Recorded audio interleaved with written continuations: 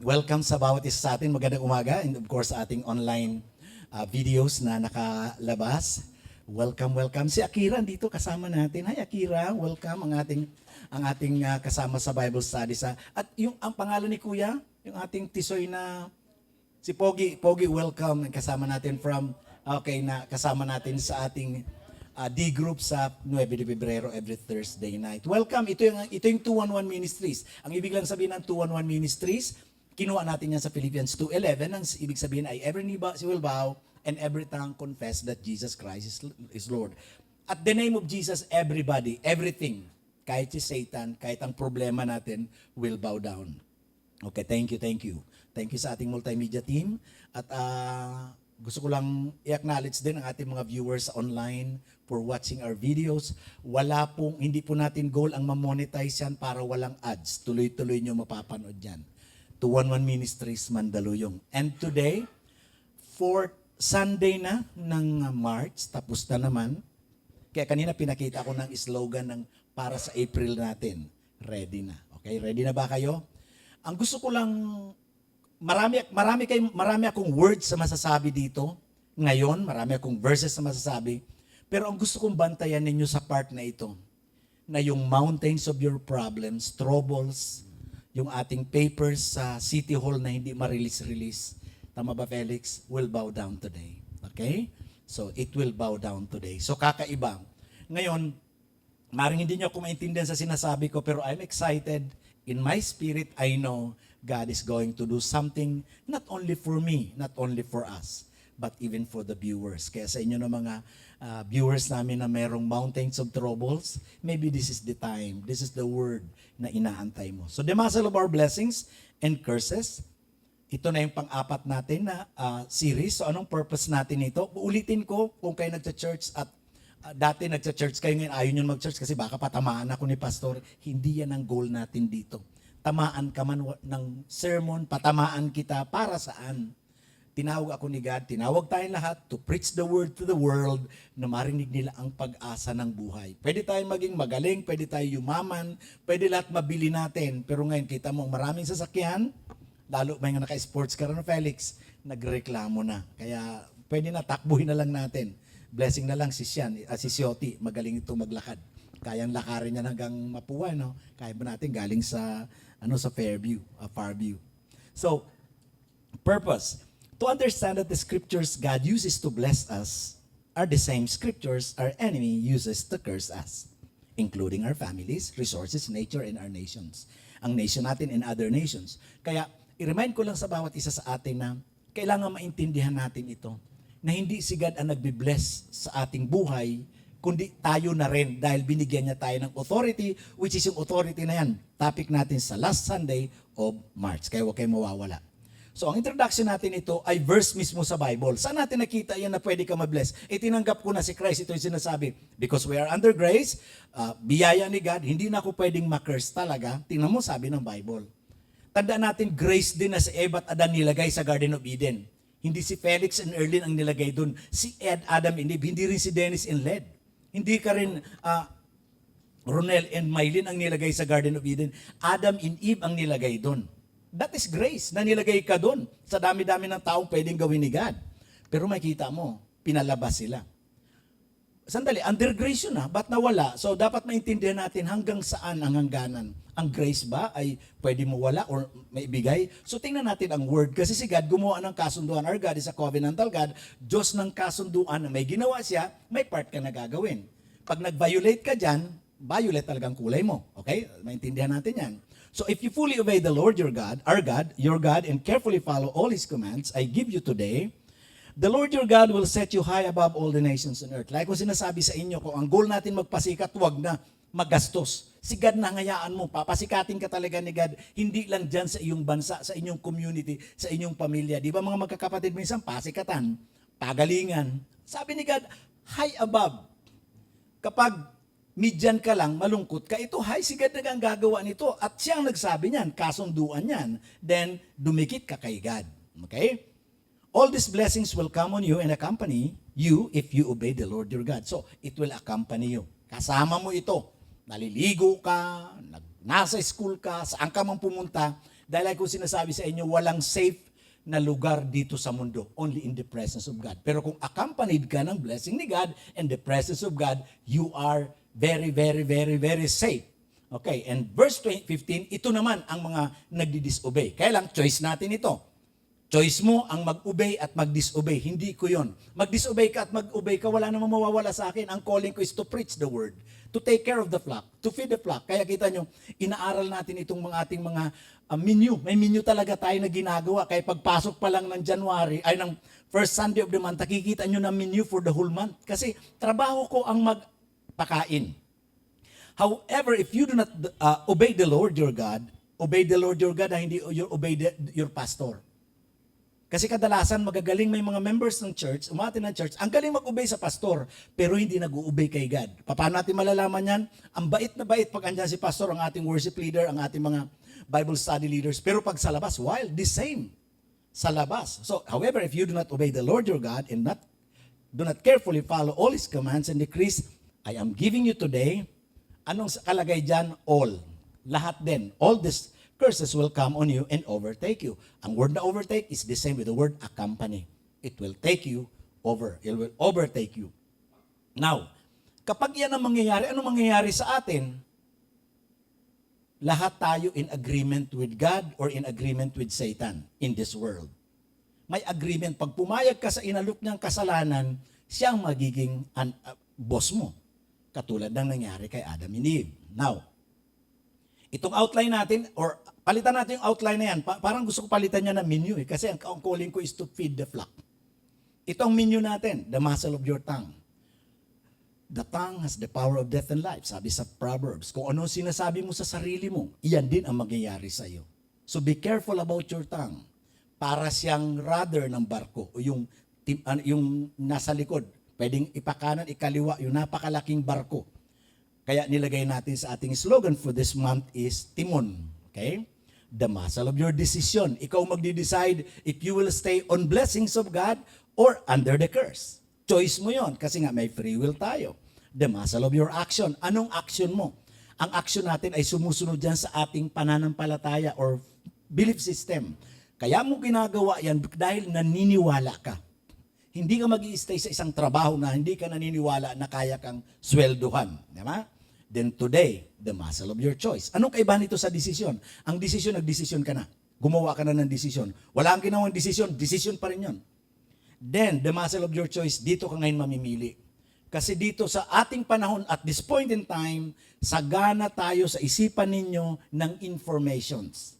Information sa TikTok, sa FB, ng ating mga kaibigan, ng ating mga kumare, ng mga marites, at ng mga badong, at ng, di ba? Sa lalaki, badong, sa babae, marites. Sagana tayo ng information sa YouTube, kaya ngayon, choice mo. At ito, uma-attend din kayo ng church, ang iba sa inyo, palipat-lipat ng churches. Ako din, marami akong narinig na doctrine at yung mga doctrine yung iba ay medyo may questionable. And the next week, the muscle of your authority. Binigyan ka ni God ng authority, sinong pinapahawak mo ng authority na yan? O kaya yan, ididesisyon na natin yan. Series number 4, sa topic nating the muscle of your blessings, of our blessings and curses. Yung ibig sabihin na pinag-uusapan natin, yung source ng blessings mo. And mostly, yan ay nanggagaling na sa atin. Kasi nag-decide tayo, nang sinulat ang Bible, nakalagay dyan na basahin mo kung gusto mo. Kung ayaw mo, wala rin si God magagawa. Choice mo. Ngayon may nagsabi sa atin, Pastor, alam naman ni God na magkakasala ang tao. Bakit niya pa ginawa tayo? Ganito. Kasi nga, our God is a loving God. Hindi mo pwedeng sabihin mahal mo ang isang tao na nakakadena sa isang sulok. Kung tunay nga na mahal mo siya, bibigyan mo siya ng laya. Kung ikaw nakatali, Kate, sasabihin sa iyo ni Jonathan na I love you anak, pero nakatali ka sa leeg sa paa, para huwag ka lumayo. Love ba ang tawag nun? Kaya makita nyo, ganyang kabuti si God. Binigyan ka ng laya. Ginawa ka niya, prinubide ka niya ng magandang mata, ilong, buhok, lahat, katawan. Pero, choice mo ang sumunod sa Kanya. Grabe naman yan, God. That is a loving God. Kaya kung ikaw kinakadinahan ni God, kinakadinahan dahil ikaw pagkatiwalaan, Ronel, ni Maylin, makalabas ka lang kung saan ka na. Hindi pag-ibig yun. Bigyan mo ng laya. Ganyan ang pag-ibig niya. Kaya kung tatanungin mo ako, bakit tayo, alam naman ni God magkakasala tayo, para maramdaman mo may nagmamahal sa iyo. Di ba sa mga opisina, yung sobrang stricto ng mga manager? Tama, Chi? Anong ginagawa ng mga magkaka-opisina? Nagngingit ang ngipin, nag-uusap-usap. Andyan na naman, may sungay nating manager. Sobra kasungit to the point, alam mo, hindi umaramdaman ang kanyang pag-ibig. Yan na. So, muscle of your choice. Kinaklaro natin yan, kasi marami sa atin nagsasabi, bakit ako pinayagan pa ni God? Di sana ako nagkasala. Mahal ka kasi ni God. Yan lang sagot ko lagi sa iyo. The muscle of your choice. Let's talk about this choice. Ang choice ay pagpili mo. Marami kang alam. Doktrina, FB, lahat. Alam mo yan. So wala tayong pag-uusapan dyan. Pero ano naman ang sabi ni God sa iyo? Isasama ba sa pilian? Your free will to choose can either bless you or make you suffer from misinformation or the curse of possible ignorance. So yung ating choices, pwede sa atin magbigay ng blessing sa pagpili mo. Dito sabi ni God, dito ka, merong magandang higaan dyan. Dito ka sa kabila, ang higaan dyan, walang foam, merong pang ground. Saya, no. May ground pa, nanginginig ka. Iyon ang pinili mo. Sino may kasalanan? Si God, bakit mo naman ako, God, ginawa pa? Makukuryente lang ako dito. O si God na naman may mali.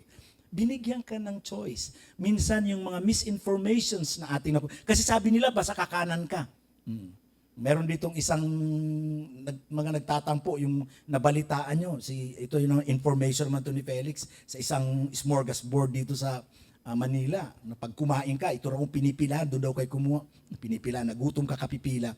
Kuhanin mo na yung walang pila. Di ba? Gusto ko lang iklaro sa inyo, yung mga misinformations natin minsan, para hindi ka ma-misinformed, kasi maganda rin ang sinasabi ng mga nagtuturo, pero aralin mo pa rin ang pinaka-basic standard ng buhay, Bible. Kapag mali ang choice mo, pwede ka mapunta sa possible ignorance. Yung ignorance dito, hindi ito ignorance sa alam natin ha. Baka sa si Pastor, sinasabi, ignorante ako. Along the way, sasabihin mo, alam mo sa akin, Pastor? Ang alam natin ng word na ignorance sa world ay illiterate. Wala kang alam, Ria. Wala kang alam. Hindi ganun ang ignorance dito. Ang ignorance na sinasabi sa Bible, alam mo, ini-ignore mo lang. Alam mo, andyan si Ronel, pero ini-ignore ko. Ang tawag niyan, ignorance. Sinabi ni God na huwag mong gagalawin yun, Jeff, ikasasama mo. Di ba mga anak natin? Anak, mainit yung kandila, huwag hahawakan. Hindi siya illiterate. Alam niya, inignore niya ang sinabi ni Daddy. Ignorance. Marami kayong narinig sa Bible, pero ini-ignore natin. Kaya pag nasasaktan tayo, si God ang mali. Di ba? Ignorance. Kaya klaro natin, hindi illiterate ang pinag-uusapan nito. You know, but you ignore. Akira, alam mo, pero sabi ni teacher, di ba? Magbasa. Andun ka sa naliligo, nagbabasa nga. Hindi ganun ang sabi ni teacher. Kaya dapat iklaro natin ano yung magbasa na yan. Magkaiba yan. Okay? Today's series will deal with the issues of mental health. Ito, mabigat ito. Laging pinag-uusapan, sabi nila ngayon, 1.1 billion ang may tama sa mental illness. Mental issues. Kung kayo may problema dito, halos lahat, 1 out of 7 ng population ng buong mundo ay may problema sa mental health. At ako sasabihin ko, hindi ako doon excuse. Maaaring sabihin mo, hindi ako pastor, okay ako. Ako sasabihin ko sa inyo, may problema ako dyan. Talaga? O sige, pag-usapan natin ito. Ito ang laman, the muscle of your choice. Dealing with the mental illness, mental health, and biblical solutions to overcome mind-boggling disturbances from the enemy in our daily spiritual battles. Pag nag-aaral ako nitong mga sermons na ito, itong mga manuscript, sasabihin ko sa inyo, alam ng pamilya ko kung ano nangyayari sa aking study table, saan man ako nakaupo sa bahay, dahil hindi siya madali, sasabihin ko sa inyo. Pero alam kong madali dahil naandun ang Panginoon. Nagiging madali because of the muscle of God, which is pang April natin na series. So, nag-advance na ako, Ronel. Yan. Kung may issue kayo dito, na madalas binubugbog kayo dito, at dito kasi the battle of the mind, laging issue. Remember, ang sabi ni God, repent, change your mind. Metanoia, change your mind. Ito laging atake sa inyo. Maging bata ka, si Pogi, dito yan, maliit ka pa lang, meron na yan, problema yan. So lahat tayo ay may minana sa ating mga magulang, yung mga generational curses. At yung umalis na yun na spirit, kumakatok sa atin at meron pang invite. May mga invites pa. Ito mabigat. Okay? So, ayusin natin ito. Mental health issues ang ating pag-uusapan sa The Muscle of Your Choice. Is your choice to stay alipin ng iyong mind or makalaya sa paraan ng Bible. Sasabihin ko sa inyo in front of you na ang tanging pag-asa ng ating bayan ay Kingdom of God. Ang tanging pag-asa ng tao ay nasa Bible. The Bible said we are overcomers. Tama, overcomers. Bakit ako nag-struggle? Bakit ako talunan? Sinong may mali? Si God na naman. But many are losers and incapable of carrying and testifying to this world that truly there is hope. Kailangan makita sa atin ang mundo na may pag-asa, ma-overcome. Kaya nga, kung gusto nating mag-win ang world, dapat nakikita sa atin. Anong ginagawa mo kapag ikaw inaatake ni Satan? Sasabihin ko na outright. Lahat tayo kahit naging born again ka na, binago ka na ng Panginoon, meron tayong memories. Ang memory natin, alam natin ang past, naaalala natin at nire-remind sa atin ni Satan, paano mo ito dinidil? The choice of God, or your choice, or choice of Satan, na ganun ka na lang. At ito ang solusyon sa Bible, at ito ay ayaw na ng ilang mga church organizations, ilang denominations. The gift of speaking in tongues is the only power gift among the 25 spiritual gifts na nakasulat sa New Testament for an individual strengthening, encouragement, and comfort without the needs of others. Kapag may problema tayo, naghahanap ka ng makwentuhan. Pag wala kang makwentuhan, ang ibang tao tumatakbo sa sinihan to comfort themselves, uminom, mag-drugs. Pero itong sasabihin ko sa inyo, meron ng built-in na nakasulat sa Bible na kahit wala kang kasama, you can comfort yourself with the ways of God. My ways are not your ways, my thoughts are not your thoughts. To comfort yourself, to strengthen yourself, and to encourage yourself. Tandaan niyo yung word na S-E-C. By the way, may around 35 giftings kung isasama natin yung giftings sa Old Testament. Kaya lang doon na natin tinuturo yan sa equipping class. God knows that our very problem is the mind. That's why Jesus said sa kanyang first sermon sa Matthew 4 verse 17, repent or metanoia in Greek, meaning change your mind. Sabi ni Apostle Paul, be transformed by the renewing of your mind. I-deal mo lahat yan kasi kapag hindi mo na-deal yan, the biblical way, you will remain struggler. Kawawa kapag struggler ka, dapat winner ka. Mahirap mabuhay. Subukan mo na doon ka sa gera, ikaw lang mag-isa. Wala ka pang bala. Ang baril mo, bit-bit mo pa, ang bigat-bigat, nag-i-struggle ka. Pero dito, inarmasan tayo ni God in dealing. Remember, ang kalaban natin dito, hindi tao. For we wrestle not against flesh and blood. We are not wrestling against human being, but against principalities, against powers. Para maintindihan natin ang word na principalities, kung ikaw katulad ni Akira, anong grade ni Akira? Akira, anong grade mo? Grade 4? Okay, si Akira ay grade 4. Ang kalaban mo ay principal. Principalities. May panama ka ba dyan? So, kailangan mo umangat sa level ni God na gustong paglagyan sa'yo for you to deal the issues ng principalities. Yan, simple lang ha. The mind is the ultimate target of the enemy to steal the truth, kill your hopes, and destroy your Christian life. Gusto mo masira yan? So nag-provide si God ng way out, but it's your choice. According to your choice, kung gusto mo itong i-apply. So point number 1, 3 points tayo ngayon. In few minutes, tapos na ito. Pero ang point number 1, your choice. To desire this gift or discard it. Ibig sa discard it, reject it. Remember, choice mo ito. May nagsusulat ba? So may nagsusulat, your choice to desire. By the way, sa inyo naman nagsusulat, minsan, iganon nyo lang kamay ninyo para at least matapos ninyo. May mga time na binibilisan ko na dahil o'clock na. Di ba? Okay, your choice to desire this gift or discard it. Kaya kung sa inyo ng mga nanonood sa ating online, sa YouTube channel at sa FB page, paki-comment lang po sa baba. Kung may question kayo dito, wala tayong pag-uusapan na debate. Kung sa palagay nyo tama ka, lagi nating tatandaan, ang tama rin ang resulta. Pero pag mali ang resulta sa iyong sarili at sa ating bayan, sa iyong pamilya, lagyan mo ng question mark. Kasi ang goal natin, ang goal ng Bible, makita mo ang solusyon na nakasulat sa Bible. You have to desire this gift to deal the issue of your mind. Remember, mental health tayo ngayon. Napakalaking issue sa buong mundo. Kaya nakakatakot, ako ang burden ko, nung nag-aaral ako, nung naging pastor ako, hindi ito tinuturo sa amin, sa akin unang natutunan sa seminary, at sinabi na wala na ito. Pero nakita ko ang benefits at meron ako nakita na para bang may problema. Pero hindi ako matalino kumpara sa mga nag-aral, mga tinatawag na biblical scholars na gumawa ng doctrines ng mga denominations. Kaya tandaan natin, ang Bible hindi binigay sa mga biblical scholars. Tayo din, kailangan mo magbasa. So, it's your choice. Kung gusto mo i-desire. Sabi sa 1 Corinthians 14:1, follow the way of love and eagerly desire. Eagerly. Ibig sabihin, kailanganin mo talaga ito. Spiritual gifts, especially the gift of prophecy. So, yung gift of prophecy, yan ay gift para sa church. Like gift of pastoring. Ang word na gift of pastoring, hindi ito para sa akin, kundi binigay ito for the church. I'm not pastoring to myself. Pero itong isang gift na ito na nag-iisa sa lahat sa Bible ay para sa iyong sarili. Kaya gamitin mo sa hindi mawawala ng church. Pag tinanggal mong prophet, tinanggal mong pastor, medyo magkakaproblema sa church. Pero ang gift of tongues, speaking in tongues, pag hindi mo ginamit, ikaw ang mawawalan. For anyone who speaks in a tongue does not speak to men, but to God. And then no one understands him. He utters mysteries with his spirit. But anyone who prophesies speaks to men for their strengthening, encouragement, and comfort. So, kapag nagpa-prophesy ka, sa Tagalog ang word na prophesying is hula. Nahuhulaan mo ang buhay ng tao. At yan ay isa sa mga questionable at pinagdidebatihan ng ilang mga believers. Okay? Verse 4.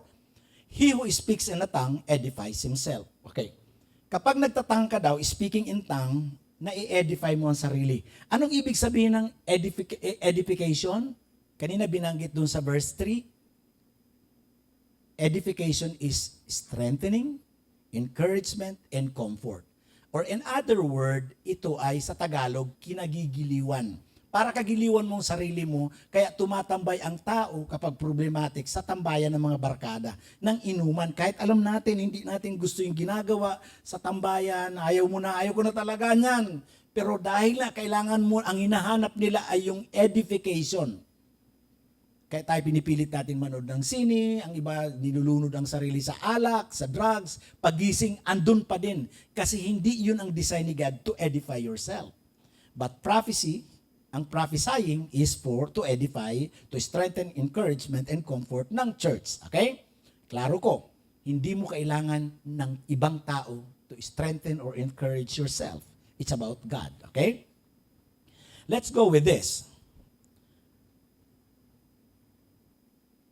Ang trabaho pala, choice natin, sabi sa Bible, you have to desire this spiritual gift. Ngayon, sabi ng iba, hindi, ang speaking in tongues para lang yan sa mga, may binigyan lang talaga si God niyan.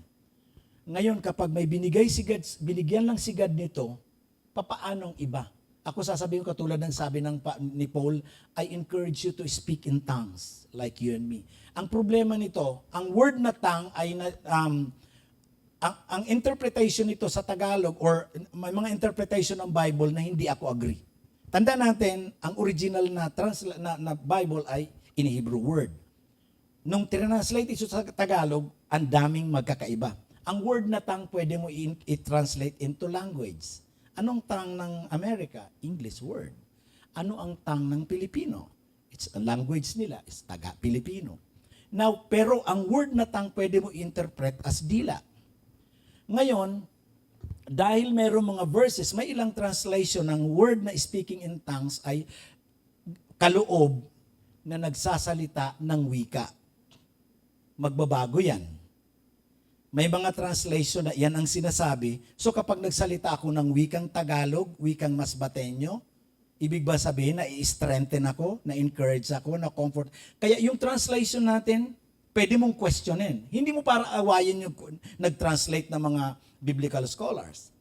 Ngayon, napansin ko, sabi ko, nagsasalita ako ng wikang Pilipino, nakapagsalita ng kaunting English, pero nai-edify ba ako kapag ginagamit ko? Sabi ko, parang may problema yung translation na yon. Meron naman ibang translation ng Bible into Tagalog na kaloob or gift na nagsasalita ng naiintindihan na wika. So wika pa din sila. O ito challenge ko sa inyo. Dahil nga ako nagtuturo Kung magtuturo din lang naman ako ng itinuro sa akin at haharapin ko si God sa judgment day, na tinuro ko ang tinuturo ko, na hindi ko pinag-aralan, hindi na lang. Kung ako magta-translate yan, okay to, in front of many, pati sa online, kung mababas tayo nito, ito ang translation ko from English. Yung word na speaking in a tongue, kung ako ang magta-translate ng Bible, ay kaloob na nagsasalita ng dila lamang. Wala. Yan yung tongue, di ba? Speaking in a tongue. Pinahirapan niya ng mga tao, kaya nahihirapan yung iba, kaya nag-aaway-away. Na kapag nagsasalita ka ng dila lang, you are edifying yourself. At ang number one na gumagamit yan, ang mga baby, naglalaro lang sa kuna nila, tingnan mo, naglalaro ng laway niya, pero merong something na nangyayari sa kanila. By the way, hindi ko ituturo sa inyo to dahil nga merong mga, sa science, merong nagsasabi na kasi hindi yan scientifically proven, Pastor. This is scientifically proven.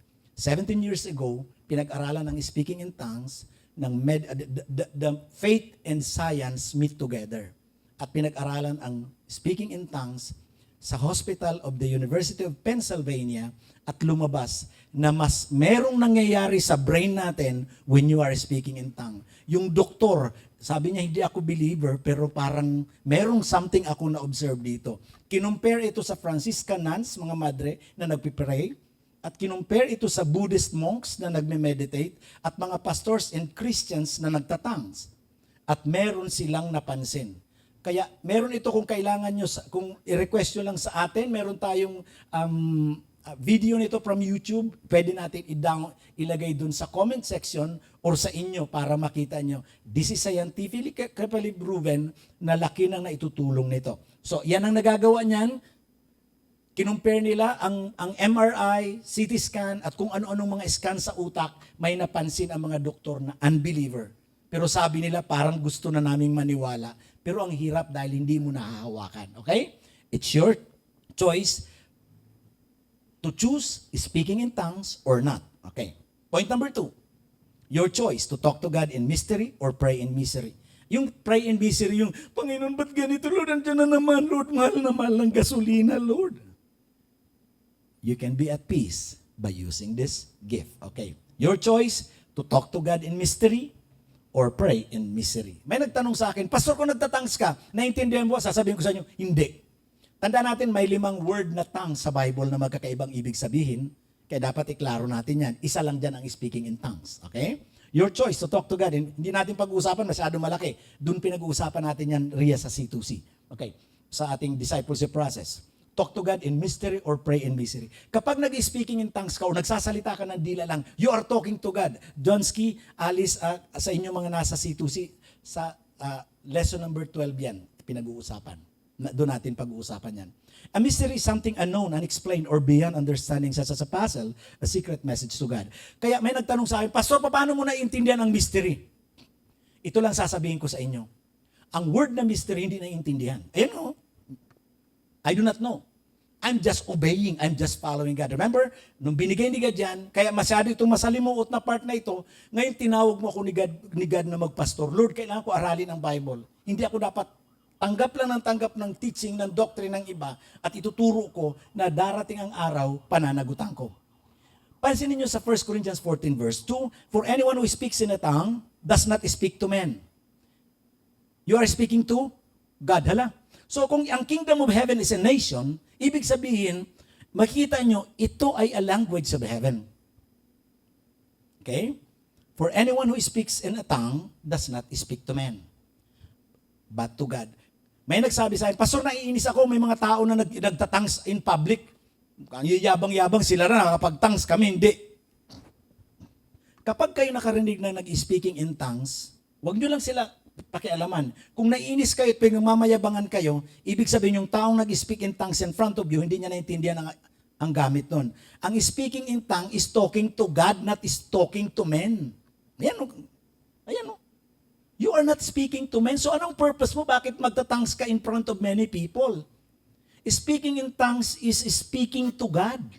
This is a communication between you and God dahil marami ka ng mabigat sa dibdib na mga words hindi mo na kailangan sabihin. That's why talking to God in a way na ginawa ng Holy Spirit, dito nyo makikita. Indeed, no one understands Him. He utters mysteries with His Spirit. Nagsasalita ng dila lang, utters mysteries. Misteryo. Naiintindihan niya ba? Hindi. Misteryo nga eh. Si God lang ang nakakaalam. May mga bagay na hindi nyo na alam. Ang iba sa inyo, pagod na mag-pray. Sawa na kayo sa paulit-ulit na linya. Ito subukan nyo. At ang maganda nito, ang prayer request mo kay God, hindi naririnig ni Satan, hindi niya hadlangan. So, this is the language of the kingdom of heaven at binigay sa iyo. At kung binigay sa iyo, then use it. The primary purpose of speaking in a tongue is speaking to God, not man. Because the language is not humanly intelligible. Hindi mo talaga ito kailangan. Kapag nagpe-pray ka, minsan nakakatulog ka, nag-iisip ka, ano naman sasabihin kong linya, anong magandang vocabulary. Dito, hindi gumagana ang isip mo pag nagpe-pray ka. Hala! So, remember mental health ang issue natin ngayon. Privileges and benefits of a citizen of the kingdom, itong speaking in tongue. Kaya dito nyo malalaman, ang tunay na talaga na citizen of the kingdom, he know how to speak the language.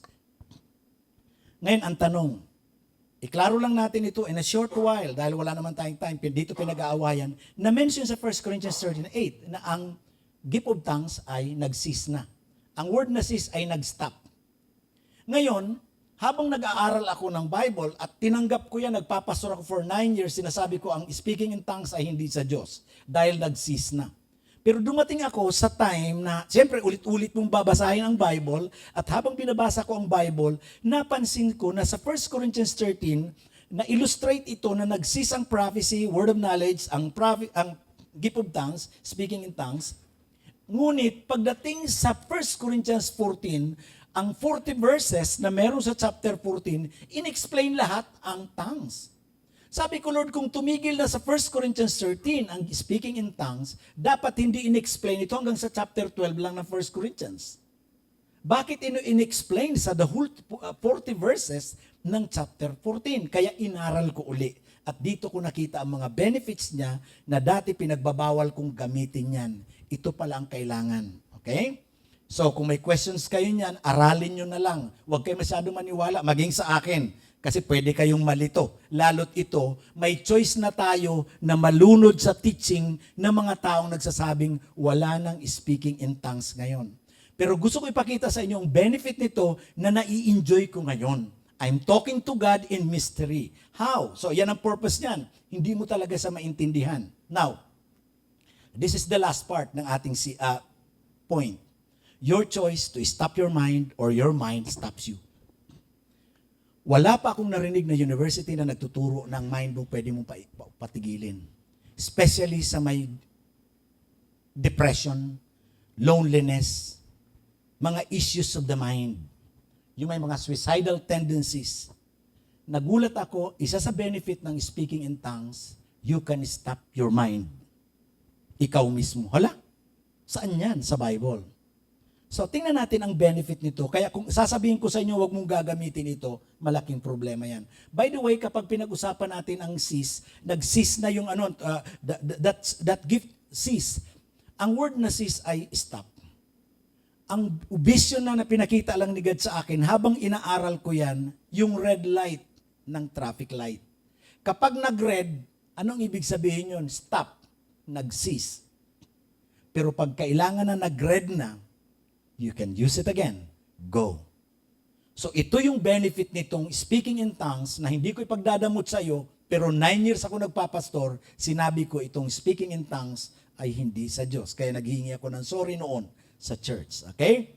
Let's go at this point in time. In 1 Corinthians 14:14, remember ang word na sis nasa 1 Corinthians 13. Ito nasa 14, ini-explain.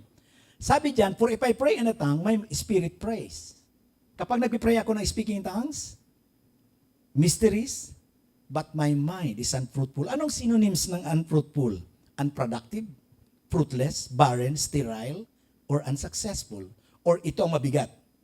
Ang other word for unfruitful is stop.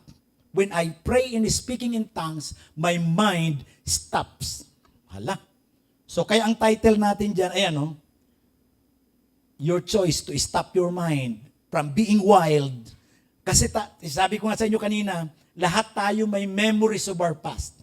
Hindi maganda ang ating past lahat kasi minana natin ang kasalanan ni Eva at Adan kaya tayo makasalanan. Iba-iba ang issue natin. May issue ka sa pornography, may issue ka sa occultism, may issue ka sa sugal, sa kung ano-ano pa man. And we have to stop that kasi kakatok at kakatok sa atin yan. Okay? Yung mga taong nakapatay ng tao, yung mga nakalamang pa, paano sila makakalaya with that mind-boggling issue sa mind? Can this be a solution of God for loneliness, depression, fear, worries, and overthinking? Mga kapatid, gusto ko isabihin sa inyo ito. Magkakaiba tayo ng pinanggalingan. Magkakaiba tayo ng issues. Meron kong sasabihin sa inyo na maging si Led, hindi niya alam. Isishare ko sa inyong testimony ko, papaano na ako nakalaya sa issue ng mind. Probinsyano ako, kaya alam ko ang occultism. Maaring ang issue ninyo pag nakita ka ng pera, ang mind mo. May temptation ka na. And you have to stop that. Pagpapatuloy yan, mag-i-struggle ka sa, naku, wala nakatingin, kukuhanin ko na yan. Ang iba naman sa inyo, nakakita lang na nakatupis or abs sa inyong cellphone, nagpapantasya ka na. Issue of the mind. May nakita ka lang na hindi mo nagustuhan ang mukha, ang dami nang sinasabi ng mind mo, sa pangit-pangit. Tingnan mo, ang nguso, nagpa-fly away. Nakikita mo, it's issue of the mind. At ito ang isi-share ko sa inyo, hindi ganun ang issue ko. Iba din ang problema ko. Meron akong issue about dark world. Powers of dark world. Ang parents ko ay mga educators, teachers na na-assign sa bundok for 22 years. Sa bundok, malayo kami na kailangan maglakad ng 8.5 kilometers bago makarating ng National Highway. At sasakay ka na naman papunta ng bayan. Pag may mga sakit kami, ang dinadala sa amin ay albularyo. As young as I was in grade 4, yung albularyo na ito, dahil sakitin ako, noon, ngayon hindi na in Jesus' name, binigyan ako ng prayer na Latin.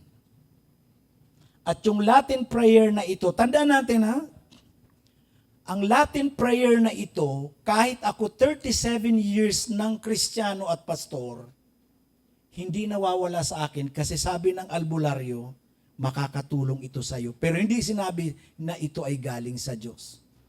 Yung Latin prayer na to, hanggang ngayon kabisado ko pa at kaya kong isulat sa inyo ang Latin na tama ang spelling.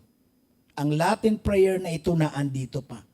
Na sa time ng issues, dangerous lane, ginagamit ko ito grade 4, grade 5, elementary, high school, and college during days na hindi pa ako Kristiyano. At totoo may nangyayari. Pero hindi ko alam kung sino ang kinakausap ko. At iyan ay nasa mind ko. Pag sa dangerous area ako, ang temptation sa akin, Dennis, gamitin mo. Magkakaiba tayo ng issue of the mind. Meron kaming dark powers, meron akong alam niyan at ginagamit ko before at yan ang challenge ko na kapag nakakita ako ng issues na pwede kitang i-curse, pwede kita ibarang, dahil dyan may alam ka. Pero hindi ito sa Diyos. Kaya nung naging Kristiyano ako, I have to stand up on the right thing. And I have to stop this mind. That's why, nung nakita ko ito, I'm speaking in tongues. And right away, si Satan habang kumakatok sa akin, my mind is unfruitful. 37 years akong Christian, hindi ko na ito ginagamit. Pero memorize ko, Mylene. Naandyan siya. At kung kayo may mga issue sa past, you have to stop that.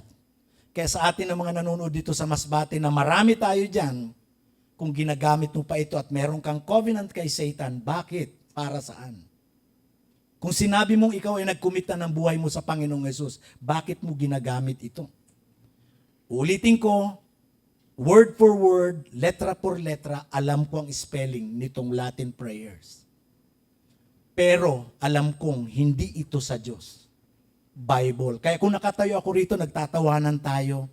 Kaya hindi alam ni Naled, bigla na lang ako nagtatangs, andun ako sa isang sulok ng bahay kasi kumakatok siya, wala sa oras. Pag may pinanunod ako sa Bible, sa cellphone, nagtatangs din ako dahil minsan andun din siya. Yan na. Kaya gusto kong sabihin sa iyo, this is the battle of the mind. Battle of the mind. Marami akong naging ka-classmate na mangkukulam, na intindihan ko sila. Kinento ko sa inyo, Ria. Dahil galing din ako doon. Hindi alam ng parents ko na binigyan kami at alam ko ang mga kapatid ko meron din. It's up to them kung gagamitin nila. Ang ganda ng promise nila, nakakatulong din ito, Alice. Makakatulong ito sa iyo. At ginamit ko nga nung hindi pa ako, nung unbeliever pa ako. At sasabihin ko, nakakatulong nga. Pero ang tanong, lahat ba na nakakatulong sa Diyos? Be careful about that. Kaya gusto kong sabihin sa inyo, ito ang blessing ko. Hindi ko alam sa inyo, Erlene, taga-probinsya ka din. Maraming mga occult practices na binibigay ito libre. Pero hindi ibig sabihin libre, malaya ka. You have to stop that mind kapag kumakatok ito. Maging pornography, kapag pera, may struggle ka sa pera na hindi sa'yo gusto mong kunin, you have to stop that mind. This is a provision of God. Kaya yung mga may suicidal tendencies, yung mga depressed na gusto na kung anong mga issue, kailangan mo ng baptism and the Holy Spirit. Mga kapatid, sabi dito kanina, desire spiritual gift. Hindi ako maglilid sa inyo ng baptism and the Holy Spirit. Gusto kong i-desire mo ito. Pag-usapan na lang natin yan sa ating baptism of the Holy Spirit. I-review lang natin yung pinag-usapan natin. The muscle of your choice. It's your desire. It's your choice to desire this gift or discard it. Talk to God in mystery or pray in misery. Stop your mind or your mind will stop you. Mapipressure kayo kapag maglilid ako ng baptism in the Holy Spirit ngayon. Ipag-pray mo muna. Kasi dito sa 211 Ministries, hindi natin tinutulak. Kung may word ka, you have to desire this. Kung may issue ka at hindi ka manalo-nalo, sabi nga sa inyo kanina, kung mayroon kang issue, nag-struggle ka, ang tagal-tagal mo ng Kristiyano, nag-struggle ka dito, mabigat yon.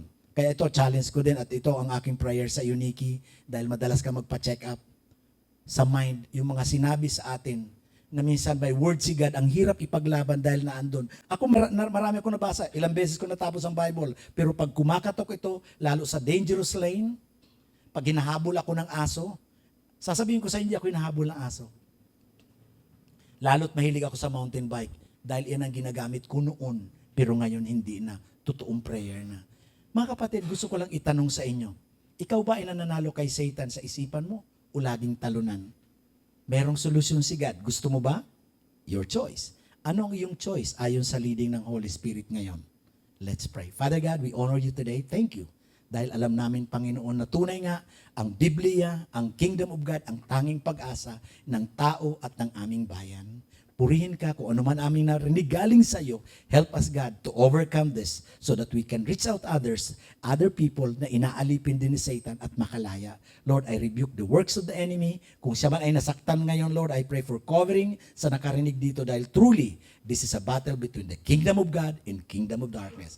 Maging sa aming mga viewers na meron ding karga at meron ding ginagamit na ganito, kung matagal na silang Kristiyano, I pray, Holy Spirit, to lead them and guide them not to use that black power, Lord, black magic or anything from darkness. Dahil Panginoon, ang hindi sa iyo, kahit nakakatulong, ikasasama namin. Kaya Lord, salamat sa kalayaan. Sabi nga namin kanina, Panginoon, alam mo ko, Panginoon, at this point in time, you're going to do something that will move our troublous and chaos mountains. Kaya Lord, thank you for the freedom at thank you sa iyong pag-ibig. Thank you sa provisions. Purihin ka, uuwi kami na masaya dahil alam namin kasama ka. In Jesus' name I pray. Amen. Narinig mo ba si God? Palakpakan mo siya.